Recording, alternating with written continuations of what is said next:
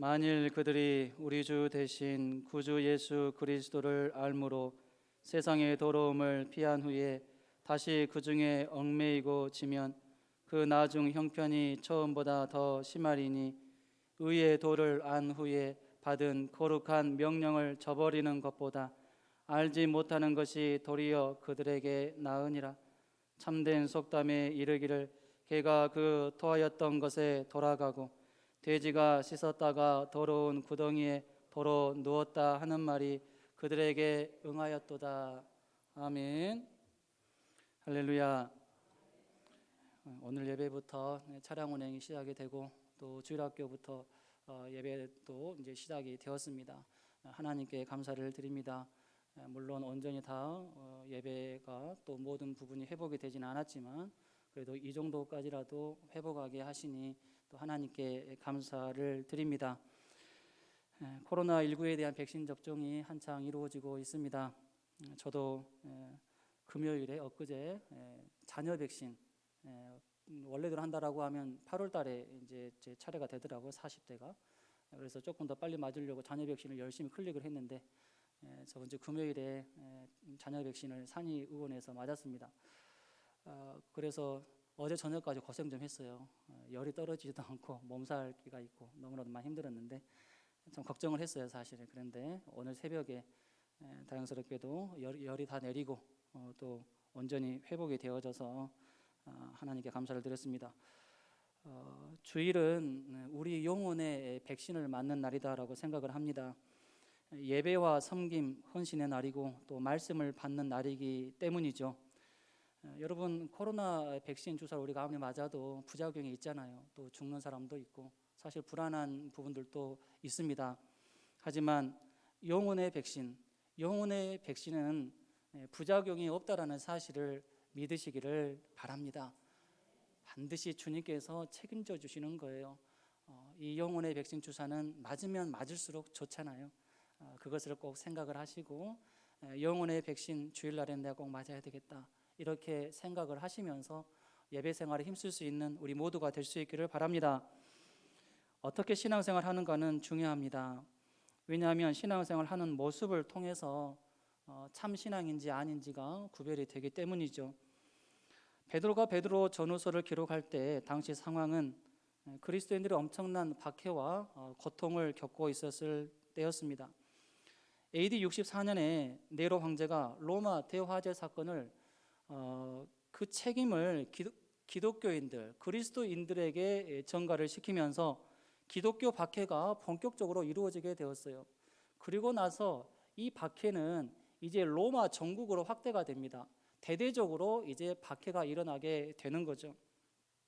그렇다 보니까 성도들 가운데는 화형을 당하는 성도가 있고 또 사자의 밥이 되어서 죽는 성도도 있고 그리고 박해를 피해서 여기저기로 흩어진 성도들도 많이 있었습니다. 이처럼 초대교회 성도들은 외부적인 요인으로 인해서 많은 박해와 고통을 겪어야만 했습니다. 하지만 초대교회 성도들에게는 또 하나의 어려움이 있었는데요. 이 어려움은 초대교회 내부적으로 일어나는 어려움이었습니다. 즉 거짓 교사들, 이단들이 출현을 해서 미혹된 성도들 많이 만들고 그리고 교회 내에 어려움이 생기는 이러한 문제들이 일어나게 된 것이죠. 베드로 전후서는 이러한 배경하에 쓰여진 서신입니다. 사실 사도 바울이 쓴 바울 서신 외에 공동 서신, 통상적으로 히브리서부터 요한계시록까지 9권을 말하는데요.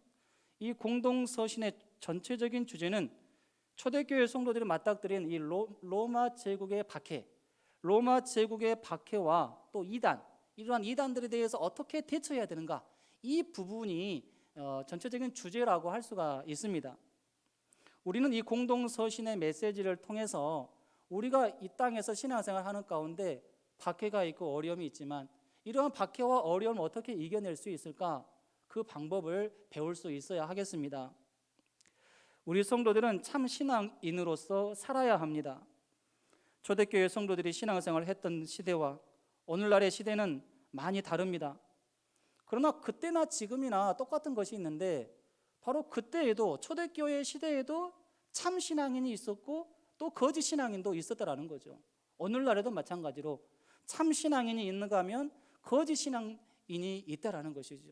초대교회도 거짓 교사들, 이단들이 있었고 오늘날에도 이단들이 난무하고 있습니다. 공통점이죠. 그리고 초대교회나 지금이나 거짓 신앙을 가진 소위 이단들의 말과 행동도 비슷한 양상을 띠고 있는 것을 확인하게 됩니다. 우리는 거짓 신앙인으로 살아서는 안 됩니다. 방심하면 한순간에 우리도 거짓 신앙인으로 살아갈 수밖에 없습니다. 거짓 신앙인으로 살지 않기 위해서 우리는 어떻게 해야 할까요? 무엇보다도 거짓 신앙을 가진 자들이 어떠한 잘못된 사상을 가지고 있는지를 배우고 알아야 됩니다. 그들이 우리 기독교를 공격하기 위해서 치밀하게 공부하고 준비를 해요. 그리고 나서 우리에게 접근을 하는 거예요. 아무런 준비 없이 기존 성도들에게 접근하지 않습니다. 철저하게 준비합니다. 철저하게 공부를 해요. 그리고 나서 접근을 합니다. 때문에 우리도 이단들에게 넘어가지 않기 위해서는 최선을 다해서 준비하고 그들에 대해서 알아야 된다는 거죠. 지피지기 해야 됩니다. 적을 알고 나를 알아야지만이 이단들의 미혹에 넘어가지 않을 수 있습니다. 베드로후서 2장 20절 말씀 함께 읽겠습니다. 만일 그들이 우리 주 대신 구주 예수 그리스도를 알므로 세상의 더러움을 피한 후에 다시 그 중에 얽매이고 지면 그 나중 형편이 처음보다 더 심하리니. 여기서 그들은 거짓 교사들과 이단들, 그리고 이들에게 미혹된 많은 성도들을 의미합니다. 그들의 신앙, 이런 거짓 교사들 그리고 이단들의 신앙은 구체적으로 어떤 신앙일까요? 첫째로 참 믿음을 가진 적이 없는 자들의 신앙이다라고 말할 수 있습니다. 이들은 예수님을 제대로 알지 못한 자들입니다. 20절에 그들이 우리 주 되신 구주 예수 그리스도를 알므로 세상의 더러움을 피한 후에 라고 했는데, 여기서 그들이 그리스도를 알았다라고 하는 것은 제대로 알았다라는 의미가 아닙니다. 그리고 21절에서 의의 도를 안 후에라고 했는데, 여기서도 그들이 의의 도를 제대로 알았다라는 의미가 아닙니다. 히브리어로 안다라고 하는 단어는 경험적으로 안다, 또 전인격적으로 안다, 행함으로 안다라는 의미가 있어요. 지식적으로 안다라는 의미가 아닙니다. 반드시 행함으로 알고 경험으로 알고 체험으로 안다라는 의미가 있습니다. 거짓 교사들과 또 그들에 의해서 미혹된 사람들은 예수님과 의의 도를 지식적으로만 알았고 형식적으로만 알았습니다. 그러나 사실 더 정확하게 말한다라고 하면 이들은 지식적으로도 예수님을 제대로 알았던 사람들이 아니다라고 말할 수가 있어요. 지식적으로도 예수님의 의의 도에 대해서 아는 사람들이 아니었습니다. 왜 그럴까요? 그들이 하는 행동, 그들의 모습 속에 나타나는 그 행동들을 보면은 이들이 예수님을 제대로 알지 못했구나, 이 사실을 확실하게 알 수 있기 때문이죠. 이들은 단지 자신들 스스로 내가 예수님과 그리고 의의 도에 대해서 잘 알고 있다, 이렇게 자기들 스스로만 착각하고 있었을 뿐입니다. 당시 거짓 교사들과 이단들은 예수님의 재림 및 종말에 대해서 잘못 생각하고 있었습니다. 베드로후서 3장 4절입니다. 이르되 주께서 강림하신다는 약속이 어디 있느냐? 조상들의 잔후로부터 만물이 처음 창조될 때와 같이 그냥 있다 하니. 이들은 창조 이래로 세상의 모습과 자연 법칙이 변하지 않고 규칙적인 것처럼 구약의 조상들도 수없이 잠들었지만 아무런 변화가 없이 계속적으로 반복될 뿐이기 때문에 그리스도의 재림, 종말은 없을 것이다, 이렇게 주장을 합니다. 이들이 이렇게 예수님의 재림으로 인한 종말은 없을 것이다 라고 주장하는 근본적인 이유는 무엇일까요? 주님께서 재림하시고 그래서 세상에 종말이 오면은 결국 자기들이 가장 큰 심판을 받고 피해를 입을 것이 확실하기 때문에 종말은 없다, 재림은 이루어지지 않는다, 이렇게 말하는 것이죠. 이들에게는 두려움이 있습니다. 정말로 그리스도인들이 말하는 것처럼 주님께서 재림하시면 우리가 심판을 받을 텐데, 이러한 두려움이 있기 때문에 그들은 그렇게 주장을 하는 것입니다. 오늘날의 이단들도 있습니다. 오늘날의 이단들은 사실 정반대의 주장을 하는 것을 보게 됩니다. 초대교회에 있었던 이단들은 그리스도의 재림은 이루어지지 않는다, 종말은 없다, 이렇게 주장을 했는데 오늘날의 이단들은 어떻습니까? 예수님의 재림에 대해서 말하기를 예수님은 이미 재림했다 이렇게 말하기도 하고, 또 세상 종말에 대해서 말하기를 세상 종말은 언제 어디에서 몇 날 몇 시에 일어난다 이렇게까지 예언을 하는 이러한 이단들도 많이 있다는 사실입니다. 1970년대에 통일교 문선명은 자신을 가리켜서 재림주, 메시아, 구원자라고 말합니다. 그리고 공자나 석가, 예수는 내 부하다 이렇게 주장을 합니다. 그리고 통일교회는 원리강론이라는 그 교리책이 있는데 이 책에서 문선명은 이렇게 말합니다. 첫 번째 아담은 성적인 타락으로 실패했고, 두 번째 아담인 예수 그리스도는 그 성적인 타락을 되돌리기 위해서 결혼을 하고 가정을 이루어야 했는데 독신으로 십자가에서 죽었기 때문에 실패했다 이렇게 말합니다. 그래서 세 번째 아담이 동방인 한국에서 왔는데 그 사람이 바로 문선명이다 이렇게 주장을 하는 거죠.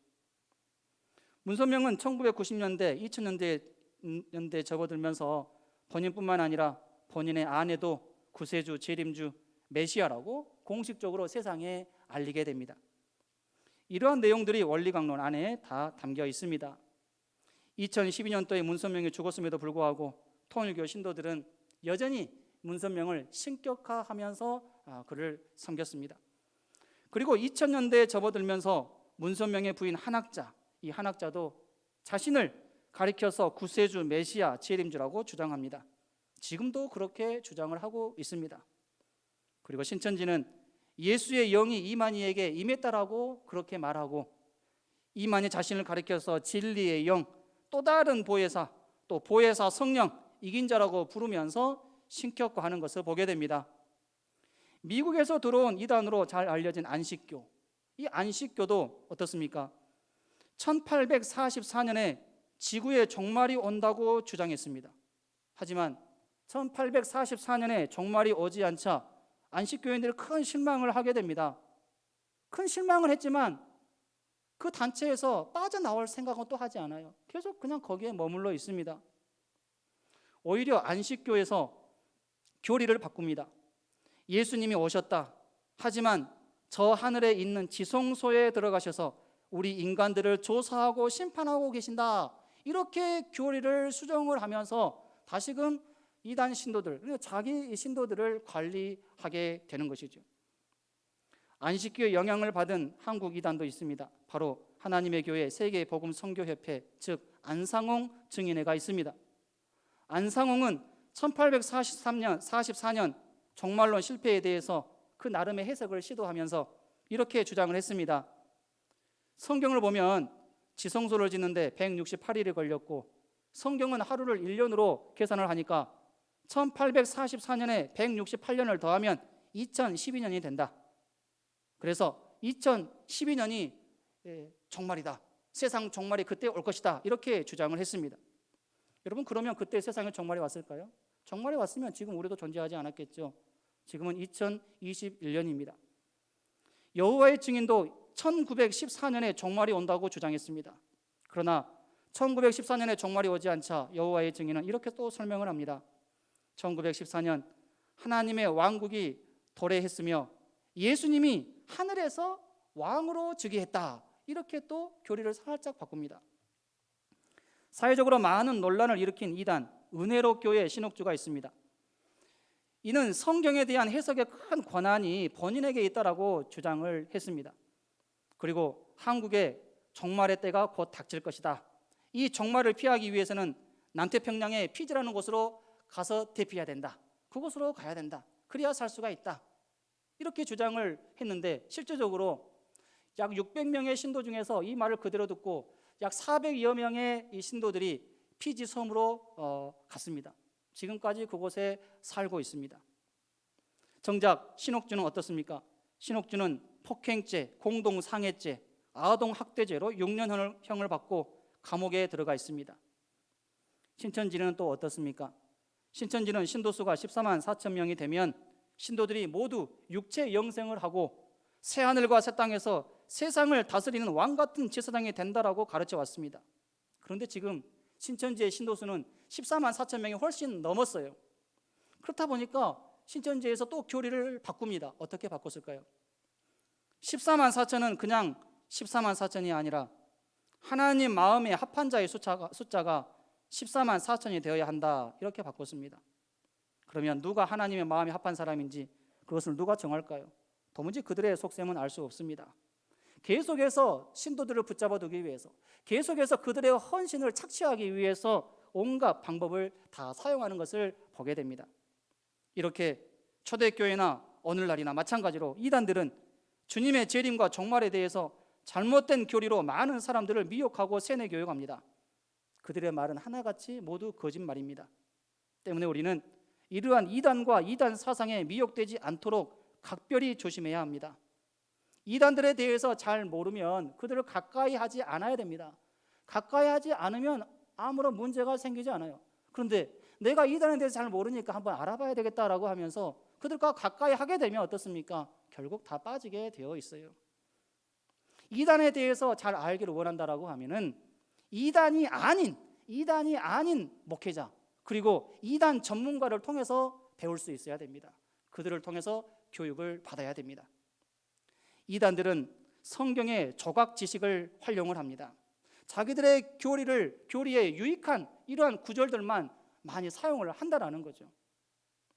그리고 성경과 가족과 세상을 바라보는 눈을 완전히 바꿉니다. 이러한 눈을 갖게 되는 순간 가정도 세상도 성경도 다르게 볼 수밖에 없습니다. 마치 노란색 안경을 쓰면 모든 것이 노란색으로 보이는 것과 같습니다. 조심이 안심입니다라는 말이 있습니다. 이단들은 다양한 트렌드를 가지고 때와 장소를 가리지 않고 우리에게 접근하고 있습니다. 특별히 우리의 자녀들이 사회봉사를 한다라거나 어학연수, 그리고 해외 봉사를 간다라고 할 때 그 해외 봉사와 봉사를 또 어학연수를 주관하는 단체가 어디인지 이것을 잘 물어봐야 됩니다. 잘 물어보고 혹시 이단에서 주최하는 단체가 아닌지 우리가 그걸 잘 살펴야 된다는 거죠. 아무 곳이나 가서는 안 됩니다. 무료로 다 제공한다라고 해서 어학연수 가도 안 되고 또 사회봉사 해도 안 됩니다. 우리는 잘 살펴야 됩니다. 그래야만이 나와 우리 가족이 이단에 빠지지 않고 영적으로 안심하고 살 수 있습니다. 본문에서 그들에게는 참 믿음이 없었습니다. 이들에게 참 믿음이 없었다라고 단정 지을 수 있는 근거는 무엇일까요? 첫째로 이들의 나중 형편이 처음보다 더 심해졌기 때문입니다. 나중 형편이 더 좋아진 것이 아니라 나중 형편이 훨씬 더 처음보다 안 좋아졌다는 것을 볼 때 그들이 가지고 있었던 믿음은 참된 믿음이 아니었다는 것을 알 수가 있는 거죠. 여기서 나중 형편이 처음보다 더 심해졌다는 말은 예수님을 알기 전보다 훨씬 더 악해졌고 불경건한 삶을 살게 되었다는 말입니다. 이들이 예수님을 제대로 알았다면, 또 의의 도에 대해서 제대로 알았다면 그들은 점점 더 경건하게 살았을 줄로 믿습니다. 점점 그들의 영적인 형편이 점점 좋아지지 않았겠습니까? 그런데 그들이 예수님을 제대로 알지 못했기 때문에 그들의 삶은 점점 악해질 수밖에 없었다라는 거죠. 경건한 삶이 아니라 악한 삶, 불경건한 삶을 살아가는 이러한 모습이 나타나게 되었습니다. 여러분, 예수님을 제대로 알게 되면 어떻습니까? 예수님을 제대로 알게 되면 경건한 삶을 사는 것으로 통해서 내가 예수님을 확실하게 믿고 있다, 내가 하나님의 자녀다라는 것을 증명하게 되는 것입니다. 여러분, 우리가 이러한 모습으로 내가 예수님을 확실하게 믿고 있다라는 것 증명할 수 있기를 바랍니다. 예수님을 제대로 믿는 사람들은 그 무엇보다도 내적으로 큰 변화를 경험하게 됩니다. 세상에 줄 수 없고 세상에서는 누릴 수 없는 기쁨과 평안함을 누리게 되죠. 물론 예수님을 제대로 알았고 믿었던 사람들도 신앙생활 하다가 중간에 어려움을 겪고 또 믿음이 떨어지고 시험에 들 수 있습니다. 반드시 또 그럴 거예요. 그런데 중간에는 그러한 일들이 일어날 수 있습니다. 신앙생활 하다가 도중에는 그러한 일들이 일어날 수 있지만 마지막은 다릅니다. 마지막은 확실하게 달라져요. 마지막은 변화하게 되고 마지막에는 정말로 주님을 위해서 철저하게 헌신하며 살아가게 되어 있다라는 사실입니다. 주님께서 반드시 그렇게 역사하십니다. 주님께서 선택한 백성이라고 하면은 회개의 심령을 허락하셔서 반드시 자신의 죄에 대해서 깨닫게 하시고 회개하게 하시고 다시금 주님을 철저하게 의지하게 만든다라는 사실입니다. 죄 많은 베드로, 결국 예수님께서 어떻게 하셨습니까? 만나 주셨어요. 포기하지 않으셨습니다. 죄 가운데서 계속 살도록 내버려 두시지 않았어요. 만나 주셨고 회개하게 하셨고 다시 주님을 위해서 살게 하신 줄로 믿으시기를 바랍니다. 한국 교회 초창기 1920년대 말까지의 교회 규율은 상당히 엄격했습니다. 120년의 역사를 가지고 있는 전남 강진의 병영교회의 당회록을 보게 되었는데요.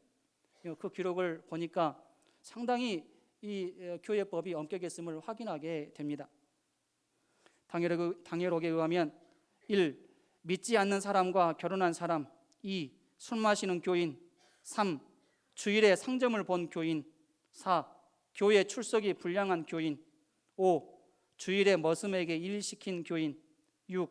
도박을 한 번이라도 한 교인, 위 사항에 하나라도 어긴 집사, 장로는 사면서를 받았으며 일반 교인은 책벌, 교인 권리 정지를 의미합니다. 또는 출교, 쫓아냄을 의미하는데 이러한 책벌과 출교를 시켰고 다시 그런 행동이 안 보일 때 교인들의 찬성으로 처벌해서 풀려날 수 있게 했다고 합니다. 또한 1917년 6월 3일 열린 당회에서는 6명을 출교했고 9명을 책벌하기로 결정을 했는데 그 이유에 대해서 이렇게 기록이 되어 있습니다. 먼저 출교 명단과 이유가 나오는데요. 박봉대 노름꾼이 됨, 신기철 교회 오랫동안 오지 않음, 김양일 술 먹고 세상으로 감, 김이두 모친 오래전부터 교회에 안 다님, 신경일 모친 노름꾼 아들 돈 따기 위하여 기도함. 노름꾼 아들 돈 따기 위해 기도했대요. 그래서 벌을 받았습니다. 책벌했어요. 방인옥 첩 두옷 입고 교회에 안 나옴. 그리고 나서 책벌 명단과 이유가 또 나오는데요.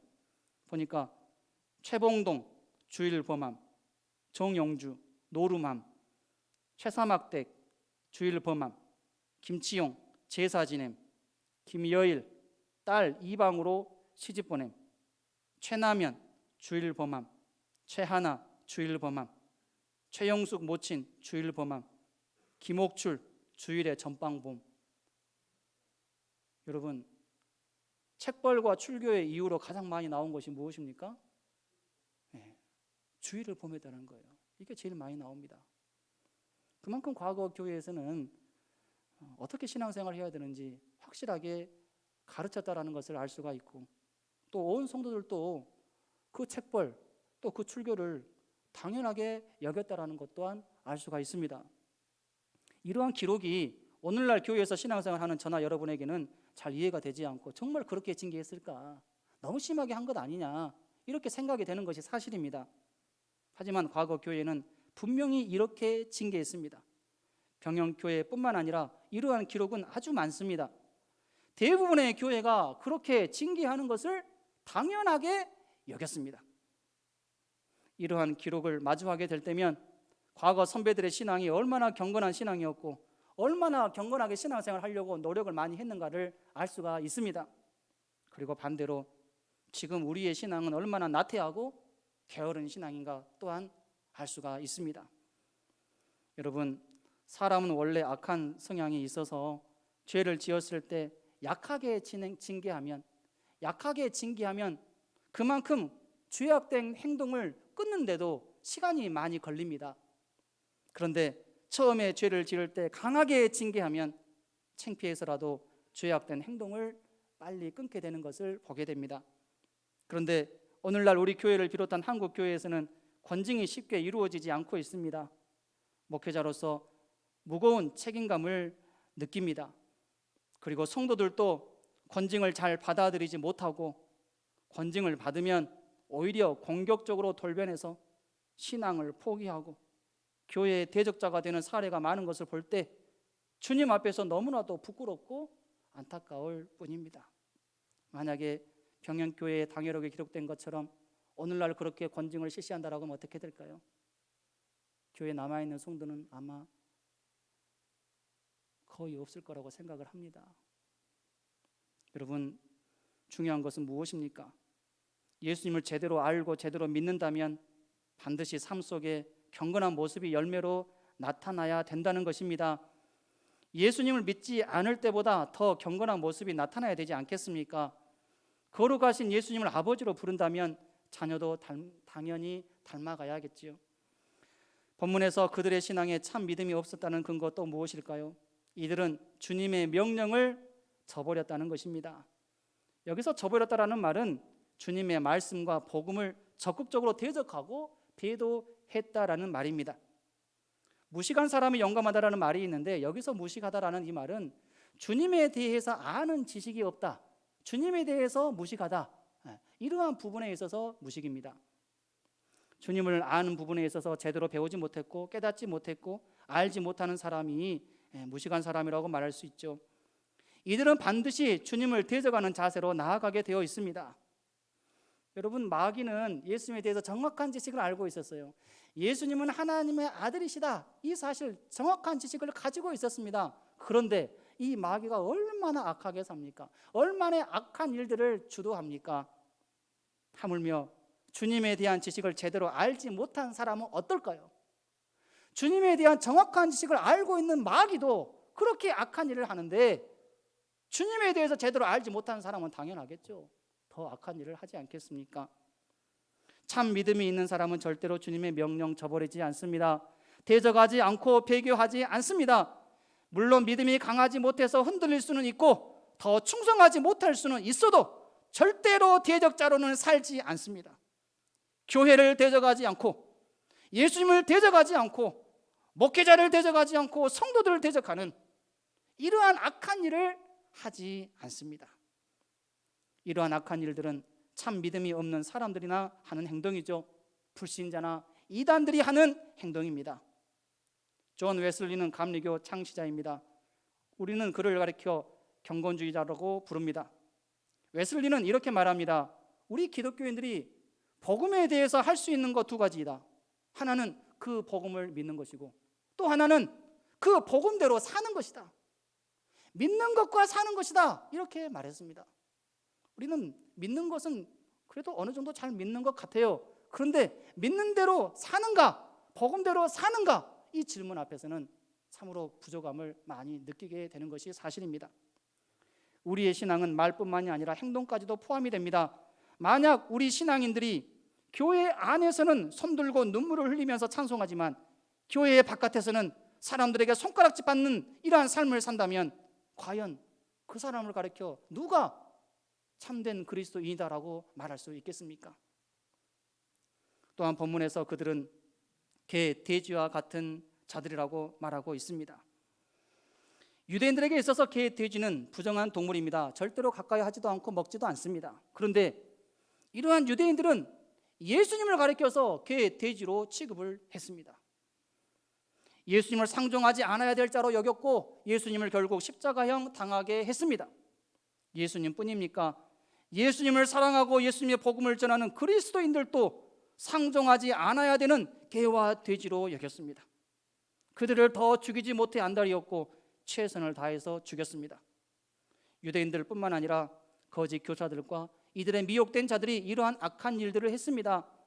오늘날의 이단들도 똑같습니다. 신천지 어떻습니까? 교회를 바라보면서 음녀 바벨론이라고 말합니다. 목회자를 가리켜서 개 행악자 이렇게 말합니다. 여러분, 누가 진짜로 개, 돼지 행악자입니까? 예수님께서 어떻게 말씀하실까요? 예수님께서는 유대인들을 가리켜서 독사의 자식들아 이렇게 말씀하셨습니다. 결국 예수님께서는 유대인들을 가리켜서 개, 돼지로 취급을 하신 것이죠. 신천지를 비롯한 이단들이야말로 주님 앞에서 개, 돼지 행악자가 될 것입니다. 왜냐하면 개, 돼지 행악자는 예수님을 대적하는 모든 단체나 무리, 사람들을 말하기 때문입니다. 이단들은 자신들이 믿고 따르는 자칭 보혜사를 정통 교회에서 공격하니까 교회를 향해서 이렇게 욕을 하고 비방합니다. 그런데 우리는 그들을 왜 비방합니까? 그들이 비방받을 만하니까 비방하는 것 아니겠습니까? 보혜사가 아닌데 사람을 가리켜서 보혜사라고 하니까 예수님께서 재림하신 적도 없고 재림하지 않으셨는데 자기들이 재림주라고 말을 하는 그 교주를 믿고 있으니까 우리가 그들을 비방하는 것 아니겠습니까? 지금 이 순간에도 우리 주변에는 성도들을 미혹하기 위해서 양의 옷을 입고 성도들에게 접근하는 많은 이단들이 있습니다. 이단들의 말과 행동은 철저하게 이율배반적입니다. 그들이 속한 이단 단체 내부에서 하는 일들은 차마 말하기도 부끄러운 일들입니다. 겉과 속이 다른 이러한 이단들의 모습을 담지 맙시다. 이단들의 이율배반적인 모습을 보면서 우리 자신을 돌아보아야 됩니다. 나는 과연 내 모습 속에는, 나의 신앙 속에는 이율배반적인 모습은 없는지, 예수님을 믿고 있다라고 하면서 정작 내 삶 속에서는 악한 모습들을 지금 하고 있지는 않은지 우리는 잘 돌아보아야 합니다. 우리가 이렇게 잘 돌아보지 않는다라고 하면은 결국 우리도 이단들과 다를 바가 무엇이겠습니까? 하나님은 우리에게 믿음과 삶이 함께하는 신행일치의 삶을 원하십니다. 우리가 신행일치의 삶을 살고 그러한 모습을 보여주는 것 또한 이단들을 대처하는 교회의 효과적인 방법일 것입니다. 이제 말씀을 정리합니다. 베드로후서 3장 18절 말씀입니다. 오늘 오직 우리 주 곧 구주 예수 그리스도의 은혜와 그를 아는 지식에서 자라가라. 영광이 이제와 영원한 날까지 그에게 있을지어다. 아멘. 우리는 바로 알고 바로 믿고 바로 신앙생활을 해야 합니다. 이것을 사명으로 여기시면서 최선을 다해서 살아가시기 바랍니다. 그렇지 않으면 우리도 한순간에 마귀와 이단의 괴계와 술수, 미혹에 빠져 사탄의 자녀로 살고 사탄에게 종노릇하는 이러한 삶을 살게 될 것입니다. 사랑하는 성도 여러분, 우리 모두가 예수님을 제대로 알고 제대로 믿음으로 말미암아 시간이 가면 갈수록 우리의 영적인 형편은 더 좋아질 수 있기를 바랍니다. 믿음으로 우리가 나아갈 때 반드시 처음 형편의 신앙보다 나중에 영적 형편이 더 좋아질 것입니다. 그리고 이것은 우리의 상급이 될 것입니다. 이러한 삶을 살아가는 저와 여러분이 될 수 있기를 주님의 이름으로 축원합니다.